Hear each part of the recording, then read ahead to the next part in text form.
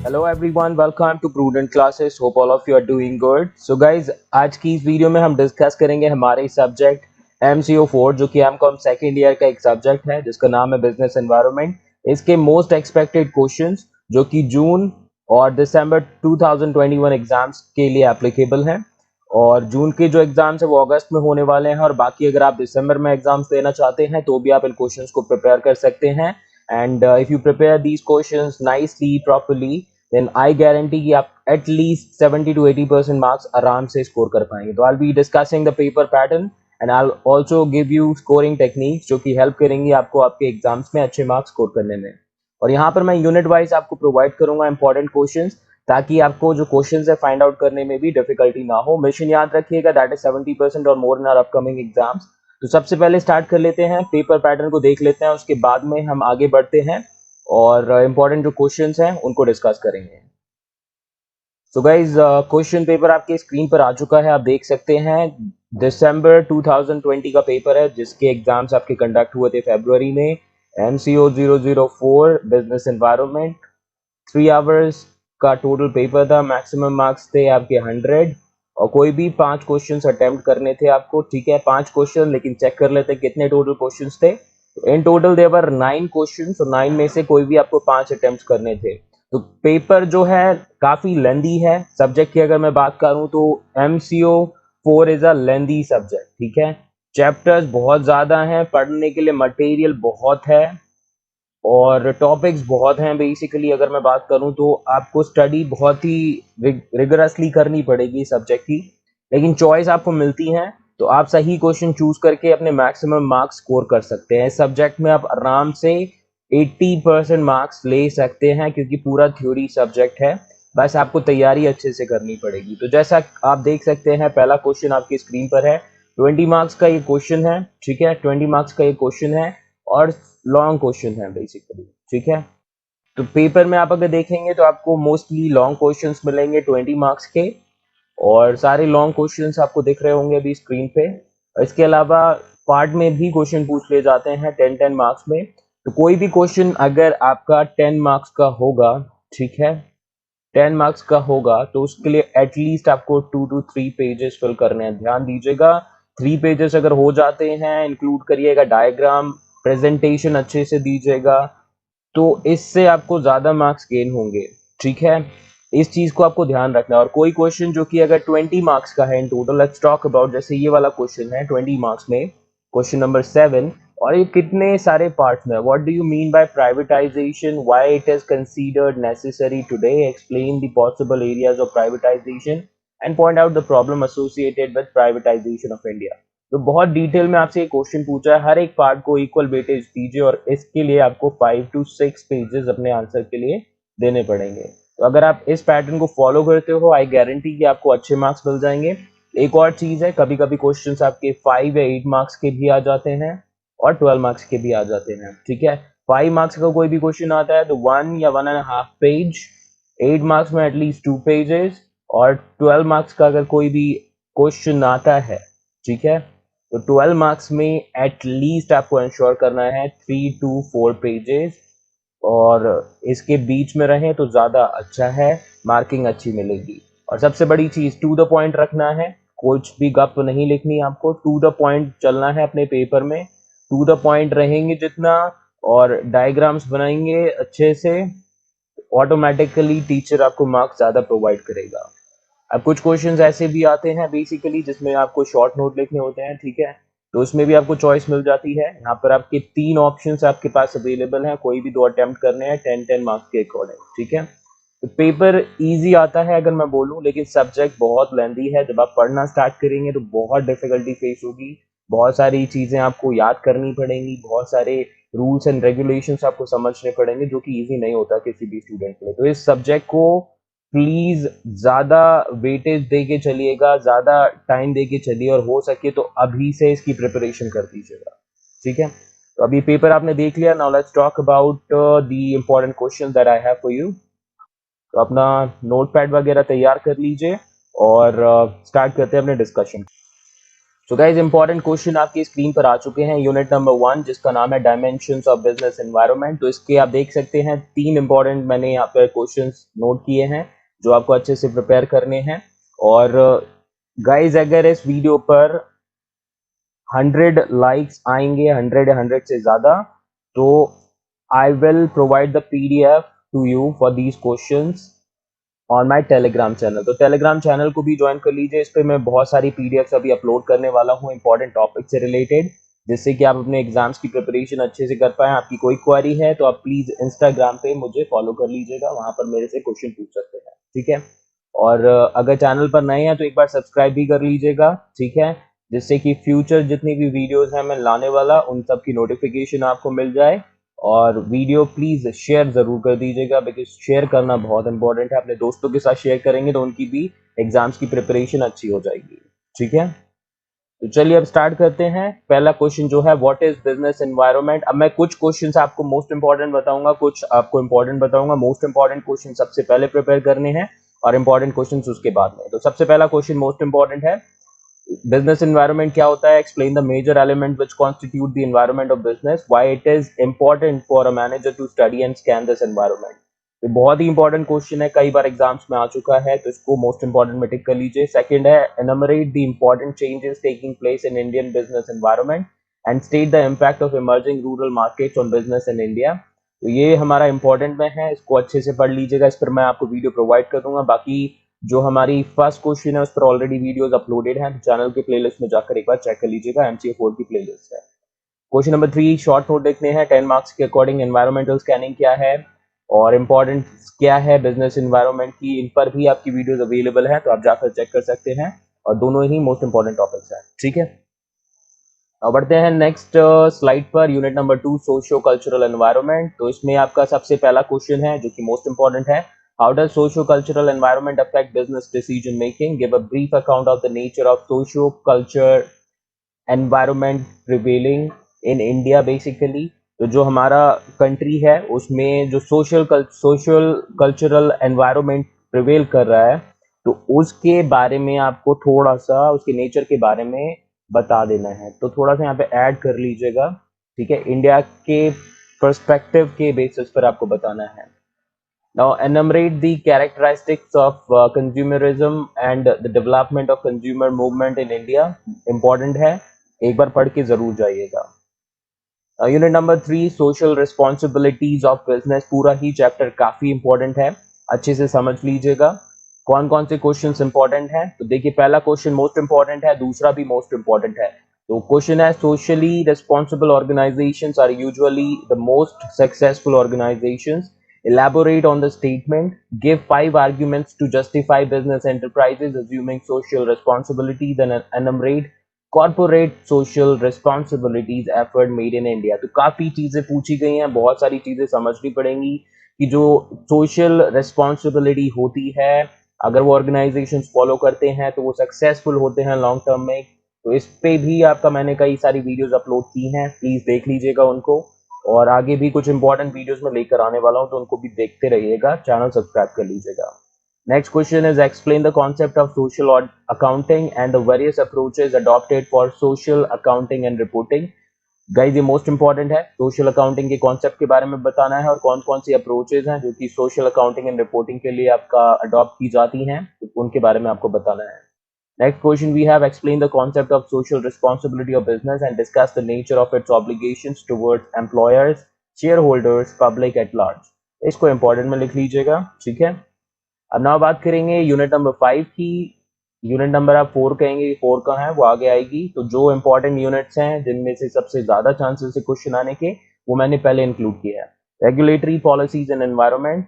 तो पहला question most important, state the regulatory policy measures prevalent till mid 80s in India and outline the changes made through reformist policy package of July 1991। तो जुलाई 1991 से पहले India की जो economy थी उसमें कुछ पॉलिसीज अलग फॉलो की जाती थी, और 1991 जुलाई के बाद में आपका जब ये LPG पॉलिसीज आई तो हमारा पूरा जो रेगुलेटरी पॉलिसी था उसमें बहुत सारे चेंजेस किए गए, तो इसके बारे में आपको बताना है, ठीक है। तो इस पर मैं आपका जल्द से जल्द वीडियो प्रोवाइड कर दूंगा ताकि आपको हेल्प हो सके। नेक्स्ट क्वेश्चन ये भी मोस्ट इंपॉर्टेंट है, right explanatory note on the environmental protection act 1986। तो गाइस ये इंपॉर्टेंट है, एनवायरमेंटल प्रोटेक्शन एक्ट, इसको अच्छे से पढ़ के जाइएगा, 10 मार्क्स में आपका क्वेश्चन आ सकता है। ठीक है, 10 मार्क्स में आपको एक क्वेश्चन शायद मिल जाए ऐसा। ठीक है, तो प्रिपेयर करके जाइएगा, बहुत बार आ चुका है एग्जाम में। नाउ बात करेंगे अपने यूनिट नंबर 9 की, फाइनेंशियल मार्केट। सबसे पहला question most important, discuss the main deficiencies of Indian money market, also state the various measures introduced by Reserve Bank of India to strengthen the Indian money market. तो India का जो money market है उसकी deficiencies क्या है, कमियां क्या हैं इंडियन मनी मार्केट की, वो बताइए। और कौन कौन से मेजर्स हैं जो कि आरबीआई ने लिए हैं इंडियन मनी मार्केट को स्ट्रेंथन यानी कि स्ट्रांग बनाने के लिए। बहुत ही अच्छा क्वेश्चन है, पढ़ लीजिएगा। पहला और दूसरा भी आपका मोस्ट इंपॉर्टेंट है, discuss the significance of money market in a modern economy and explain the principal constituents of money market and their functioning in India. तो मनी मार्केट के अंदर बहुत सारे उसके कंपोनेंट्स हैं, कॉन्स्टिट्यूएंट्स हैं, जिनके बारे में जानना बहुत जरूरी है। तो ये जो प्रिंसिपल कॉन्स्टिट्यूएंट्स है और उनकी फंक्शनिंग है, this is extremely important which you need to understand. Next हमारे थर्ड क्वेश्चन है, write notes on Discount and Finance House of India. अगर आप ये प्रिंसिपल कॉन्स्टिट्यूएंट्स के बारे में पढ़ेंगे तो उसमें आपका ये DFHI ऑलरेडी आ जाएगा। ठीक है, DFHI stands for discount and Finance House of India. तो इसके बारे में आप ऑलरेडी पढ़ लेंगे क्वेश्चन में, बट इस पे अच्छे से तैयारी कर लीजिएगा क्योंकि शॉर्ट नोट आ जाता है। Next we have money market mutual funds, ये भी आपका प्रिंसिपल कॉन्स्टिट्यूएंट्स में आता है, तो आप पढ़ेंगे तो उसमें आपको मिल जाएगा, बट फिर भी इसको अच्छे से तैयार कर लीजिएगा। Next we have unit number 12, investors protection and corporate governance.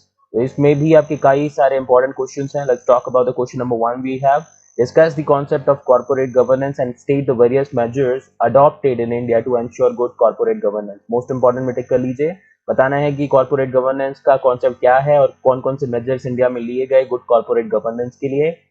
बिल्कुल तैयार कीजिएगा अच्छे से। Second question is also most important, state the requisites of a good corporate governance and explain as to why accountability is regarded as the key to success in corporate governance. ठीक है, तो एक good corporate governance की क्या क्या requirement होती है वो बताइए, और इसको भी एक्सप्लेन करना है आपको कि जो कॉर्पोरेट गवर्नेंस है, अगर जो कंपनीज होती हैं वो अपनी अकाउंटेबिलिटी लेती हैं अपने टास्क की, अपनी एक्टिविटीज की, तो उनकी सक्सेस इंश्योर हो जाती है।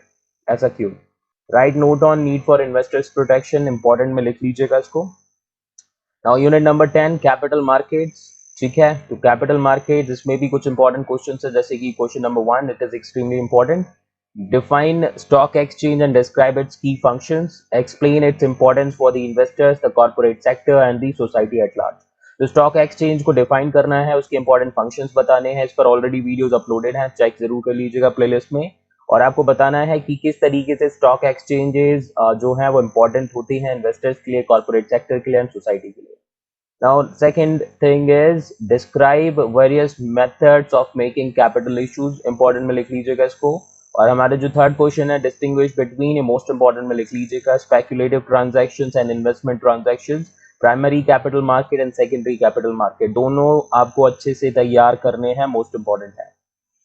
Next unit we have unit number 15, economic policies। तो what is economic policy, what are its different forms, important है ये आपका। Explain various objectives of fiscal policy and explain the highlights of fiscal policy announced by the government of India। most important है fiscal policy and monetary policy। तो जो physical policy है उसके क्या objectives हैं और जो फिजिकल पॉलिसी अनाउंस की गई है गवर्नमेंट ऑफ इंडिया की तरफ से, उसके जो इंपॉर्टेंट पॉइंटर्स हैं, हाइलाइट्स हैं, आपको वो बताने हैं। Next question we have, this is also most important, distinguish between the new industrial policy of 1991 and the old policy of 1956 and outline the grounds on which the new policy has been criticized। तो आपको बताना है new industrial policy 1991 के बारे में और old हमारी जो इंडस्ट्रियल पॉलिसी थी 1956 के बारे में, इन दोनों के बीच में क्या डिफरेंस है, क्या वेरिएशन है, क्या चेंजेस लाए गए, और जो नई पॉलिसी थी वो किस चीज पर आप क्रिटिसाइज कर सकते हो, क्या कमियां हैं आपके अकॉर्डिंग नई पॉलिसी जो है 1991 वाली, उसमें आपको बताना है। नेक्स्ट क्वेश्चन मॉनेटरी पॉलिसी से रिलेटेड है और उसके ऑब्जेक्टिव्स हैं, मोस्ट इंपॉर्टेंट, जैसे आपको बताया, why is coordination between monetary and fiscal policies necessary. तो यहाँ पर कुछ मिला जुला आपका आंसर मिल जाएगा। तो आपको दोनों क्वेश्चन 2 और 4 अच्छे से करने हैं।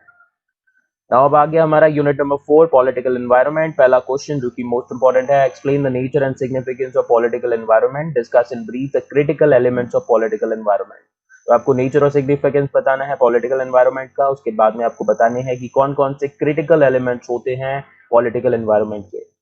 आपका अगला क्वेश्चन है इंपॉर्टेंट वाला, distinguish between entrepreneurship role and promotional role of government. तो गवर्नमेंट का जो आपका एंटरप्रेन्योरशिप रोल है उसके बारे में आपको बताना है, प्रमोशनल रोल है वो क्या होता है उसके बारे में बताना है, दोनों के बीच में डिफरेंस क्रिएट करना है। Now next unit number 17 economic reforms. ये भी मोस्ट इंपॉर्टेंट आपकी यूनिट में आती है। और कौन कौन से क्वेश्चंस जो आपको अच्छे से प्रिपेयर करने हैं, तो सबसे पहला क्वेश्चन तो आपको मोस्ट इंपॉर्टेंट में लिखना है, what do you mean by privatisation, why it is considered necessary today, explain the possible areas of privatization and point out the problems associated with the privatization in India। कई बार आ चुका है, repeat हो चुका है question.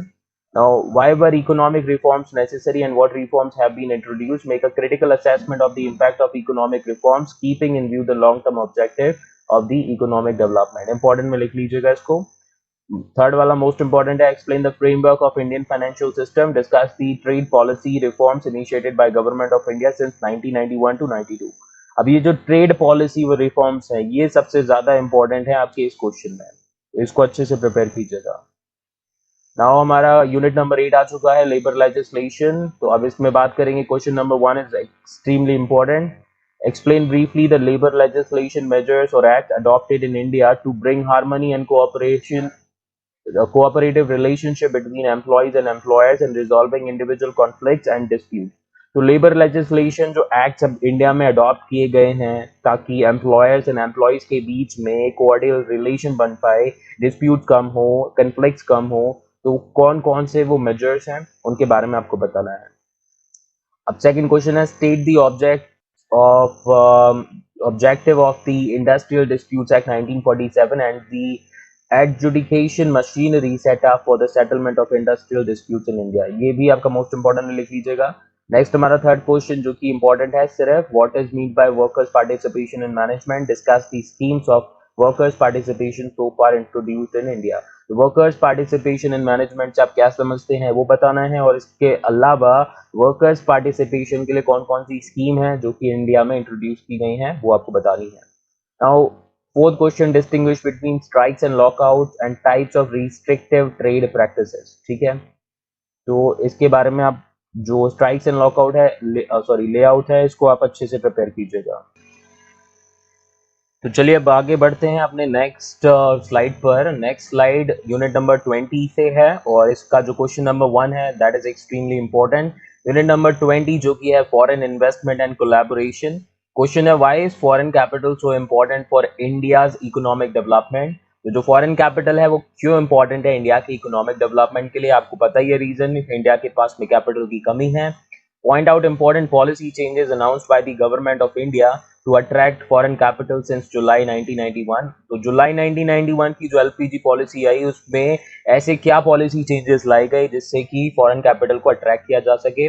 Given the choice between FDIs and FIIs investment, which one will you prefer, give reasons. Okay, तो ये आपका most important question है, आपको अच्छे से तैयार करना है। ठीक है, now question number 2 है, how do you justify that FDI is necessary for Indian economy, give arguments, has India's FDI policy been encouraging for foreign investors। ये भी मोस्ट इंपॉर्टेंट है, आपको ये बताना है कि जो इंडिया की एफडीआई पॉलिसी है क्या वो फॉरेन इन्वेस्टर्स के लिए एनकरेजिंग है, और क्या इंडियन इकोनॉमी के लिए एफडीआई जरूरी है, आपको आर्ग्यूमेंट्स देने हैं और इस पर मैं आपको जल्द से जल्द वीडियो भी प्रोवाइड कर दूंगा, डोंट वरी अबाउट।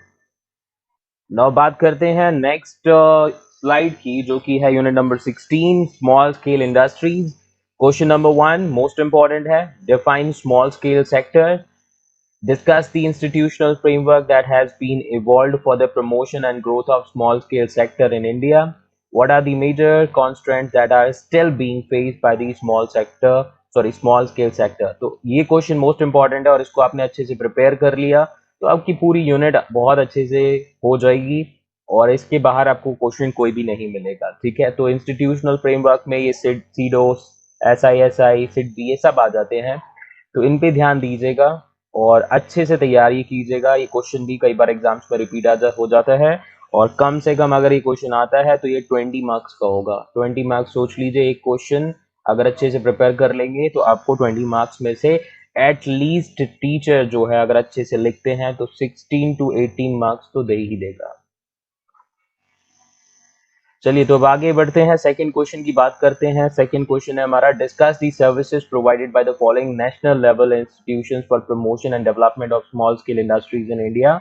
यहाँ पर जो आपकी कुछ नेशनल लेवल की इंस्टीट्यूशंस हैं लाइक सीडो, SISI, सिडबी, तो इनके बारे में आपको बताना है, शॉर्ट नोट टाइप के लिखने हैं। तो ऐसे क्वेश्चंस भी आते हैं तो अच्छे से तैयार करके जाइएगा और लिख दीजिएगा, इसमें भी अच्छे मार्क्स मिल जाते हैं। ये हमारा इंपॉर्टेंट है। आगे बढ़ते हैं, unit number 11, regulations of capital markets.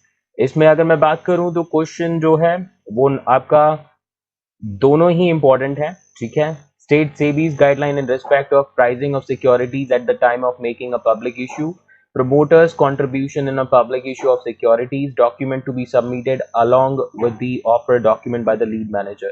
इसको आप इंपॉर्टेंट में लिख लीजिएगा, पढ़ लीजिएगा, समझ लीजिएगा। और सेकंड क्वेश्चन हमारा मोस्ट इंपॉर्टेंट में लिख लीजिएगा, SEBI has been entrusted with the main responsibility to adopt suitable measures for protecting the interest of investors in securities and promoting the development and regulations of stock market discussed। तो अब इतने बड़े question में अगर आपको अच्छे से आता है, आपको लगता है कि 20 मार्क्स का क्वेश्चन है, 5 to 6 pages you can write, then only try to attempt this kind of question. Otherwise जैसा चॉइस आती है आप छोड़ सकते हैं ऐसे question. Also specify the amendments in SEBI Act 2002 for strengthening investors' interest and confidence in the stock market। अब यहाँ पर इन क्वेश्चंस में आपको क्या करना पड़ेगा, अगर मैं बात करूँ, आप ये क्वेश्चन अगर चूज करते हैं, you need to be very specific. आप कुछ सेल्फ मेड नहीं कर सकते, आप कुछ अपने एंड से आंसर में लिख नहीं सकते, ठीक है। सेल्फ मेड आंसर इन चीजों का नहीं हो सकता। अब जो सेबी एक्ट है 2002 का, उसमें कौन कौन से अमेंडमेंट्स किए गए ये कहाँ से लिखेंगे अगर आपने नहीं पढ़ा होगा तो ऐसे क्वेश्चंस चूज कीजिएगा जिसमें या तो आप सेल्फ मेड आंसर्स लिख सकें, थोड़ा सा अपनी ऑब्जर्वेशन प्लस अपनी नॉलेज के अकॉर्डिंग लिख पाएं। तो ऐसे क्वेश्चंस चूज करेंगे तो उसमें देखिए मार्क्स भले ही थोड़ा एग्जामिनर पे डिपेंड करते हैं, लेकिन कम से कम 10 टू 18 मार्क्स मिल जाएंगे डिपेंडिंग अपॉन कि कितना अच्छे से आपने उस आंसर को प्रेजेंट किया है और लिखा है। Now बात करेंगे unit number 7, corporate laws. Second question number 1, what are the rights conferred upon the consumers under the consumer protection act 1986, explain, and what are the complaints that can be filed before a consumer forum. ये most important है आपका। Next is describe the composition, functions, duties and powers of competition commission of India. Important है ये आपका। State the provisions of the competition act 2002 with respect to regulation of monopolies in India. Most important. अब आपको इसमें बताने हैं जो competition act 2002 है उसके कौन कौन से प्रोविजंस हैं, और इसमें बेसिकली आपको प्रोविजन जो ध्यान रखना है वो है मोनोपोलीज वाला।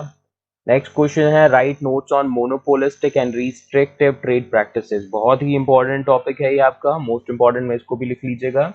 और सेकंड है हमारा types of restrictive trade practices guys, ठीक है। तो इसको आपको अच्छे से तैयार करना है, दोनों ही शॉर्ट नोट्स आपको मोस्ट इंपॉर्टेंट में लिख लेने हैं। Next, we have unit number 6, Corporate Law 1. Question number 1 says, explain briefly the major provisions of Companies Second Amendment Act 2002 and the amendments proposed in the Amendment Bill 2003 in respect of dividends. Important है ये आपका। Write notes on application and coverage of SICA 1985. Most important, anti-competition agreements under the Competition Act. Most important, industrial sickness. Important है, features of producer companies. ये भी important है आपका, ठीक है। Next unit number 13, structure of Indian economy. अब जो questions हैं यहाँ पे देखिए, बेसिकली अगर मैं बात करूँ तो ये सिर्फ इम्पोर्टेंट है, इतना ज़्यादा नहीं है, पढ़ लीजिएगा एक बार, क्योंकि कभी कभी जो एग्जाम है बहुत ही अनसर्टेन हो जाता है, and it is important for us to have sufficient knowledge so that we can write our answer. So in order to ensure balanced economic development and that the business is run on sound lines, the role of government has assumed 4 dimensions. State these roles and discuss the implications of each। ठीक है, तो आपको government के roles के बारे में बताना है, जो 4 डायमेंशंस के रोल हैं वो बताइए और उनकी इम्प्लीकेशंस को डिस्कस करना है। तो ये इंपॉर्टेंट है, डिस्टिंग्विश बिटवीन में ये मोस्ट इंपॉर्टेंट है, तीनों के तीनों। इंपोर्ट सब्सटीट्यूशन क्या होता है, एक्सपोर्ट प्रमोशन क्या है, इन दोनों के बीच में डिफरेंस क्या है बताइए। फाइनेंशियल सेविंग्स, फिजिकल सेविंग्स क्या होती है, economic growth and economic development क्या होती है, इन तीनों को अच्छे से प्रिपेयर कीजिएगा, मोस्ट इंपॉर्टेंट है। Now, unit number 18, balance of payments and exam policy. What is balance of payment? What are the various types of accounts on BOP? Discuss the measures adopted to improve India's balance of payment. तो इसके बारे में तो आप first year में भी पढ़ चुके होंगे, तो इम्पोर्टेंट लिख लीजिएगा बैलेंस ऑफ पेमेंट क्या है, कौन कौन से अकाउंट्स हैं, टाइप के अकाउंट्स हैं बीओपी में, और इंडिया का बीओपी इंप्रूव करने के लिए कौन कौन से मेजर्स लिए गए। Write notes on special economic zones, most important है, balance of trade and balance of payment important है, trends in national income and grants important है, और एक्सपोर्ट प्रमोशन मेजर्स जो है वो मोस्ट इंपॉर्टेंट है। ठीक है, तो चलिए आगे बढ़ते हैं। Unit number 19, globalisation and WTO. Question number 1 is explain the concept of globalization as a national policy and state the steps taken by the government of India towards globalization. Also analyze its implication for a developing country. तो अगर मैं इसकी बात करूँ, ये question आपका important है, तो आपको इसमें बताना है ग्लोबलाइजेशन जो कॉन्सेप्ट है उसके बारे में एज अ नेशनल पॉलिसी क्या आपका कॉन्सेप्ट है, और कौन कौन से स्टेप्स थे जो इंडिया की गवर्नमेंट ने लिए हैं ग्लोबलाइजेशन की तरफ, और क्या क्या इम्प्लीकेशंस होती हैं ग्लोबलाइजेशन की किसी डेवलपिंग कंट्री में।